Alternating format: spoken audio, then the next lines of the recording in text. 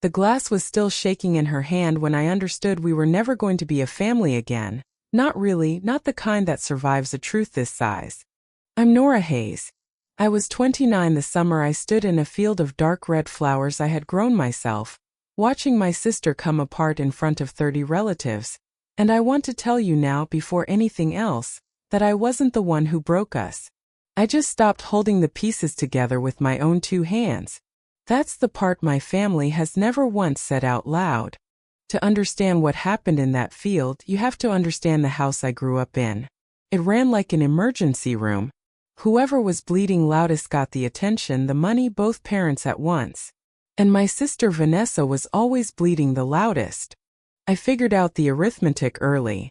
I was 7 the night of my school recital. The same evening Vanessa, 10 at the time, developed a stomach ache that vanished by 9 o'clock. Nobody came to hear me sing. My mother explained it in the car, patient as a woman counting bills at a counter. Your sister needed us tonight. I'm sure you did wonderful. I want to be fair because fairness is the whole point of this story. My parents never raised a hand to me. I was fed, clothed, driven to school. But in our house, being fine wasn't a feeling. It was a job I'd been hired for at 7 years old, and I never once got a day off. My father saw it.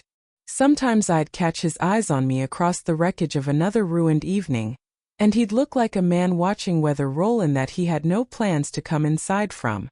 The summer I turned 15, he found me kneeling in my grandmother's flower beds and said, out of nowhere, 18 is yours, kiddo.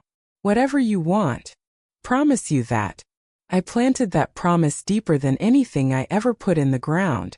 It took 3 years to grow into the worst night of my life. Vanessa isn't the villain here, not exactly, though it took me a long time to understand that. She was 3 years older than me and had already started and quit 2 college programs, each exit arriving the same way. A midnight phone call, a crisis, our mother mobilizing like a general. Nobody in our house ever used the word failed. Vanessa wasn't supported enough. Vanessa was more sensitive than other people. Every collapse got a softer name until it sounded almost like a diagnosis, and every diagnosis came with a bill my parents were only too happy to pay. What I understood only years later is that they built her that way. From the crib she was told she was fragile, so fragile is what she became. Needing things was her whole identity, the same way not needing anything was mine. We were both cast in our roles before either of us could talk. What saved me was dirt. At 14 I started working weekends at a greenhouse on the edge of town, hauling flats and washing pots for a woman named Louise Carver, 63 years old, built like a fence post, incapable of flattery. Louise paid me in wages and blunt advice, which is to say she paid me more than anyone in my life ever had. By 17 I could run her seed room alone, and every paycheck went into a savings account. $9,400 by that September. 3 years of Saturdays. Here's the detail that matters. I'd opened that account at 14, so the bank required an adult's name on it too. It was a joint account with my mother. At 17 I asked to open my own, finally, no cosigner needed. The teller told me I'd need a parent to sign off until I turned 18. My mother smiled and said, after your birthday, sweetheart, one thing at a time. Then she said it again in June. And again in August. I noticed. I want that on the record. I noticed, and I still didn't act fast enough. The party I was planning wasn't anything grand. Dinner in my grandmother's backyard. String lights in the maple tree. A chocolate sheet cake from the bakery downtown. My name written across it in yellow icing. 15 folding chairs. Louise invited and threatening to actually show up. That was the whole dream. One evening where every set of eyes in the room pointed at me for once. And past that evening was a doorway. I'd been accepted into a state agricultural program starting that spring. And past that, blurry but real, was the only future I'd ever wanted. A cut flower farm with my name on the sign. My grandmother Margaret was the one who planted that shape in my head. She grew a dark crimson dahlia behind her house, a strain her family had kept alive since before my father was born. Petals so deep they looked like velvet drinking light. That August she walked me down the row, tapped a bloom and said, Flowers don't apologize for taking up space, Nora. Notice that. I did notice. I noticed the way you notice a door standing open. 3 weeks before my birthday, Vanessa announced a new program. This one in another city, very exclusive, very urgent. It needed a deposit right away, she said, or her spot would go to someone whose family actually believed in her. I remember exactly where I was standing in the kitchen when she said it, because the room went quiet in a way I'd been trained since childhood to read. In our house, quiet was the sound of money changing direction. Vanessa lasted 11 days in that program. 4 days before my birthday on a Friday, she came home at 1 in the morning. I heard the front door. Then the particular pitch of her crying that meant the furniture in the house was about to be rearranged around it. By breakfast, the whole home had a new gravity. My mother moved through the kitchen like a nurse on rounds, murmuring into her phone. My father sat with his coffee and studied the table like it owed him an answer. Vanessa held the center of the couch wrapped in the good blanket, narrating the unfairness of everything to anyone who walked past. I made toast and said nothing. That was my job. The next morning, a Saturday, my mother knocked on my door with 2 mugs of cocoa and her gift-wrapping voice on. I knew before she said a word exactly which gift was about to be taken back. Sweetheart, she said, about Tuesday my birthday had become a day of the week. Your father and I have been talking. With everything your sister's going through, a party right now would just rub salt in it. It would break her, honey. I asked what they wanted to do instead. Postpone, she said, bright as a coupon. Just until Vanessa's stronger. We'll do something small later. Family only. Later in our house was where things went to die. I looked at her and asked the one question I had never asked at that table in my whole life. When is my turn scheduled, Mom? I'd like to see the calendar. Her face flickered, then settled into something almost gentle, and she said the sentence that has followed me for 11 years. Oh, Nora, don't be dramatic. You've always been fine on your own. There it was. The family constitution read aloud at last. Being fine wasn't a trait. It was the tax I paid so the household could stay balanced. Behind her, my father appeared in the doorway, and this is the part that has stayed sharp longer than anything else. He looked at me and he knew. 18 is yours, kiddo, I promise. He opened his mouth to say something, and then Vanessa called from downstairs, wet and urgent, and the doorway was empty.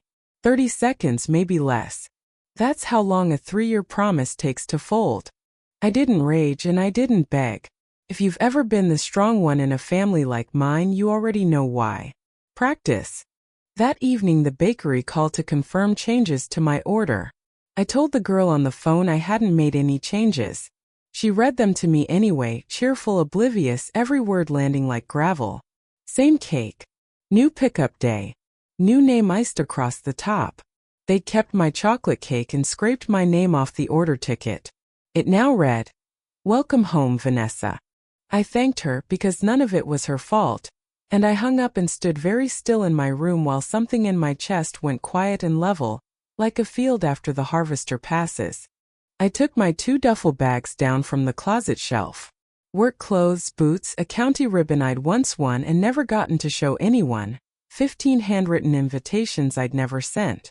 I dug a coffee tin out from behind my winter boots, $1,300 I'd been quietly skimming from my own paychecks for months, some instinct telling me to keep a little where no one else's name could touch it.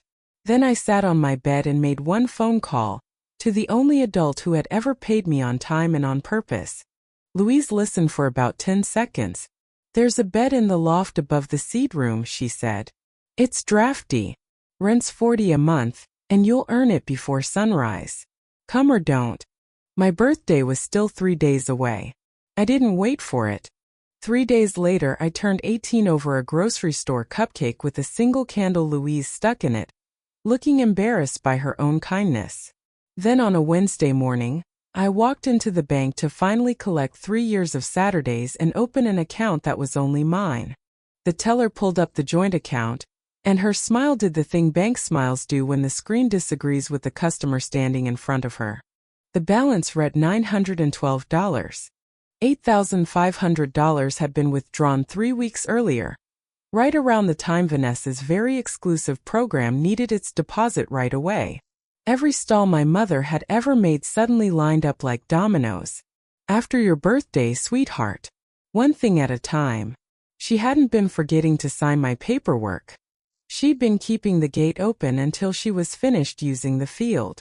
And here's the part one need you to sit with. It was completely legal. A joint account belongs to both names on it. She hadn't stolen a dime in the eyes of the law. She'd simply spent 3 years of my Saturdays on a program my sister quit in 11 days. I called her from the parking lot. She didn't even pause. Family money goes where the family needs it, Nora. Your sister's whole future was on the line. You're young, you're healthy, you'll earn it back in no time. Then softer like a tip left for a waitress. This is what families do. I went back inside, withdrew the $912 that was left, and closed the account with both hands steady. I waited until I was alone in the truck Louise had lent me before I let them shake. By Sunday my mother had already told the family her version of everything. I found that out from a voicemail. I was apparently the villain of a story I hadn't even been allowed to read. The official version went like this. Nora threw a tantrum over a birthday party, abandoned her sister during a breakdown, and stormed out to punish everyone. Played well at church. It played especially well with my Aunt Helen, who left me a voicemail dripping with disappointment. I didn't call back and argue. My mother had been rehearsing the family narrator role for over 50 years. Arguing with her in front of her audience was playing an away game against a legend. I decided my side of the story would have to grow up out of the ground somewhere nobody could talk over it.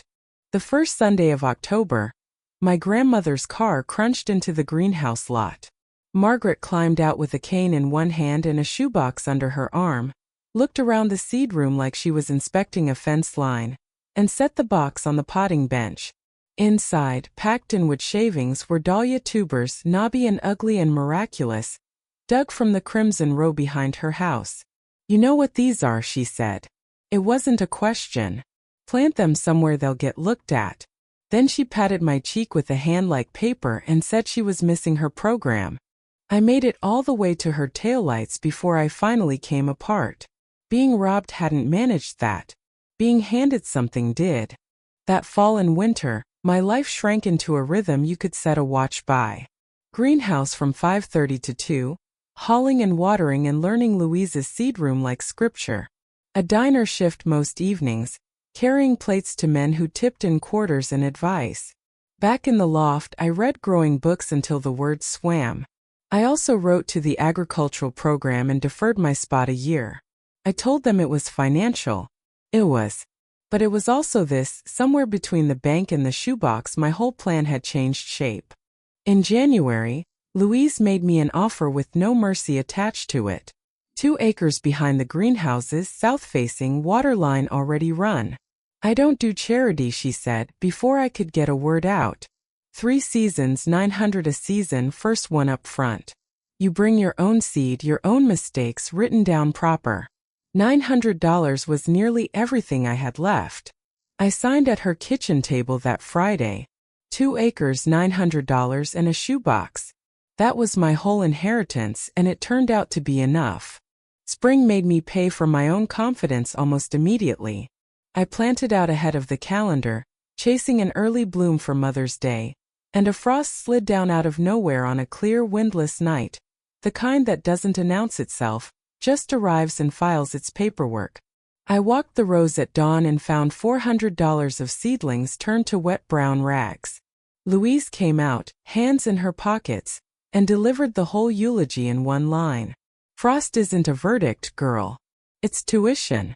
We replanted, leaning harder on the tougher things, and I babied the dahlias in their trays like a maternity ward because those weren't just plants. Those were the only inheritance anyone had ever handed me on purpose. By the first Saturday of June, I had a problem I'd never planned for. Buckets and buckets of flowers, cut and conditioned and gorgeous, and nowhere to sell them. I rented 8 feet of table space at the farmer's market, dressed it with a chalkboard I'd lettered at midnight, and stood there quietly terrified of coming home with unsold bouquets. By noon I'd sold clean out. $340 in a cigar box, mostly in fives, and my cheeks aching from a shape they weren't used to holding. Word moved the way word moves in a small town. 2 women from my mother's own church stopped by the stall and got very busy smelling the sweet peas. Before the market even closed, my phone buzzed with a message from a number I hadn't seen since the birthday. One line. A market stall. Congratulations. I read it twice, put the phone away, and sold the last 3 bouquets. I never answered it. The field answered for me all summer. In July, a bride stopped at my table, teared up over the flowers, and asked if I did weddings. I said yes, with the confidence of someone who had never done a wedding in her life. By late August, the dahlias had come in, Margaret's crimson breaking open fat as saucers, and I built the bridal bouquet around 9 of them. At the reception, the caterer pointed across the room at me and called me the Dahlia Girl, and it stuck the way only accidental names stick. My best friend Callie had been showing up on Saturdays since June, first for company, then for pay. She's the one who painted a plank of fence board and screwed it to the market stall before I could vote on it. Bishop Bloom's my name in paint in public. I stood there feeling naked about it, which tells you everything about how I was raised. By September, the operation looked like an actual business if you squinted with kindness. Then a reporter named Dana called, wanting to write a farm feature, and my first instinct, trained into me since childhood, was to say no thank you and hand the microphone down the table to someone else. I told Louise about it that night, expecting her to agree. Instead, she set her coffee down hard. Girl, for a year people have been telling your story at every supper table in this county, and you handed them the pen because keeping quiet felt like good manners. That reporter's handing the pen back. Take it. The article ran the following week, front of the features section. No mention of my parents at all, which read louder in that town than anything she could have printed. My mother called me Friday morning, voice shaking in a way I'd never heard. You put our family's business in the paper, she said. I pointed out the article never mentioned the family. Exactly, she snapped. Everyone's asking your sister what she's doing now. Do you understand what that does to her? Of course you don't. You've always been fine. I looked out at 2 acres of proof and said gently, you're right, Mom. I don't. And for the first time in my life, I hung up first. My grandmother turned 80 at the end of September, and she called to announce, roughly for the first time ever using a telephone for anything but weather, that she wanted her birthday party in my field. I told them, she said. I already announced it so nobody could wiggle out. My mother would rather chew glass than skip it in front of everyone, and that's exactly why I did it. It's my birthday. I'm allowed one present. I picked myself. 1 week before the party, my mother called with what she framed as a small favor. How many chairs would there be, shade, and then sliding it in like a knife into a picnic basket when people ask about the farm, and it would mean the world if you presented it as a family project. And it would be healing, she said, for Vanessa to have a role there. Events, parties. She has such an eye.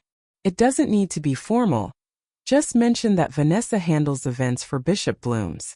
She needs a win, Nora. You have so many now. There it was. My name, my field, my year of frost and double shifts, quietly reissued as a family project with my sister transplanted into the story like the body was supposed to just accept it. No, Mom, I said, as calm as I could manage. The farm isn't an apology and it isn't a prop. But you're both welcome Sunday as guests. The line went quiet a beat too long. Fine, she said lightly, and I thought I'd closed the door. I had only closed the front one. The party fell exactly 1 year, almost to the week, since I'd carried 2 duffel bags down my parents' stairs. 31 relatives walked into my field that afternoon, and every single one of them came, even her, especially her. Late September had dressed the place better than I ever could. 200 crimson blooms down the tables, the light going gold, the rose burning red to the fence line. My grandmother arrived like a head of state and installed herself at the head table where she could supervise both the cake and the truth. My mother toured the tables like a hostess, telling my aunt, "Oh, we always knew Nora had the gift. She gets it from my side." A year of tantrum and abandonment repaved in one afternoon into we always knew. I let it go by. The field didn't need me to argue for it. My father came early with folding chairs from the church hall, and we set them up together mostly in silence. At the gate leaving, he got as far as "Your grandmother's real proud," and then drove home to the house where my mother was, no doubt, ironing the outfits and the story both. Just before the toasts, I went to cut a few last stems and found my mother alone at the far end of the crimson row, touching a bloom with 2 fingers barely, the way you touch a sleeping baby. "We had roses like this," she said, not really to me. "I started a whole flat of seeds the spring I was 19. Then your grandmother got sick and it was 2 years start to finish and I was the one. My flat of seeds dried up on the windowsill. Nobody watered it. For the length of one breath, standing in the row my own hands had made, I saw the whole shape of her. A girl with a notebook, run through the same machine 30 years before me. Then she felt me there, and her spine reassembled, and the softness switched off like a light in a farmhouse window. That's life," she said briskly. "The strong ones carry it. That's what love is." The spoon rang against a glass, and my grandmother rose to toast 80 years, then turned to the buckets of crimson on the table and named the flower in front of witnesses. "Margaret's crimson, grown by Nora Hayes on Nora Hayes's farm. This field," she said, "is the most honest thing this family has grown in 30 years. 31 faces turned toward me, warm and real, and for once in my life I stood in the light and didn't check the exits." And that is the exact moment my mother rose from her chair, glass high, riding the applause like a woman catching a departing train. "One more piece of happy news," she said, her voice carrying to the fence posts. "Bishop Bloom's is becoming a true family business. Vanessa's going to be running all the events and parties here at the farm. Both our girls together." The clapping started up uncertain, the way crowds clap when something feels off but nobody wants to be first to notice. I didn't raise my voice. "That's not true, Mom," I said, "and it's not going to be." My mother's smile held its position while something behind it worked hard to catch up, and she never got there because Vanessa's glass hit the table first, and my sister made a sound I had never once heard from her. "Of course it's not true," she said, too loud, then louder. "Nothing about us is true. You want to hear about the girls? They canceled her 18th birthday because I cried. Kept the cake. Changed the name on it. And the money, you should know about the money. They took her savings, $8,500, and they poured it into me, into a program I flushed in 11 days like I flush everything." My mother was on her feet, saying her name in that emergency room voice, "Sweetheart, you're not well," and Vanessa's arm swung wide and caught a bucket at the head table.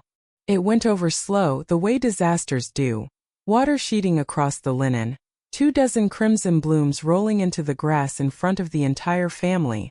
My Aunt Helen stood up, white to the lips, and said the only sentence that mattered. "You told us she left over a party." My mother knelt in her navy dress, gathering fallen flowers into her arms because her hands needed a task while her whole story did its arithmetic.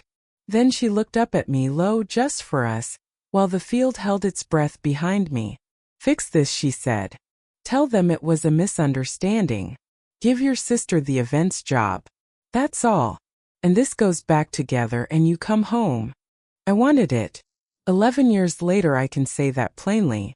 Every cell in me that was ever 7 years old wanted it because it was the thing itself, held out in the open air at last, my mother asking me to come home. All I had to do was pay for it. Same currency as always.